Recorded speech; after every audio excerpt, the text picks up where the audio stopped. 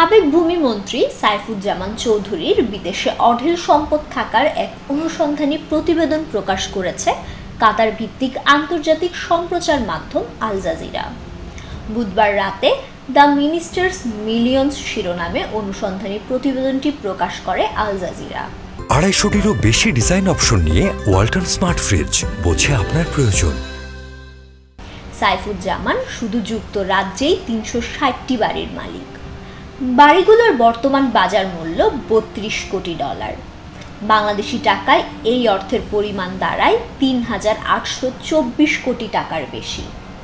এর বাইরে যুক্তরাষ্ট্র ও দুবাইয়েও তার সম্পদ রয়েছে।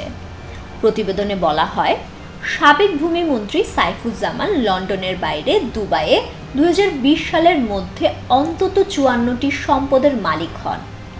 যুক্তরাষ্ট্রেও তার সম্পত্তি আছে। সেখানে তিনি 9টি বিলাসবহুল অ্যাপার্টমেন্ট কিনেছেন।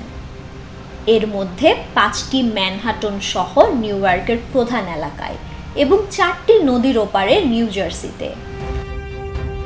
তবে সাইফুজ্জামান দেশের বাইরে এত পরিমাণ সম্পদ তার নির্বাচনী হলফনামা ও ট্যাক্স ফাইলে গোপন করেছেন। সাইফুজ্জামান ছিলেন সাবেক প্রধানমন্ত্রী শেখ হাসিনার খুবই কাছেরও বিশ্বস্ত। তিনি 2014 সালে সংসদ সদস্য ও প্রতিমন্ত্রী হন।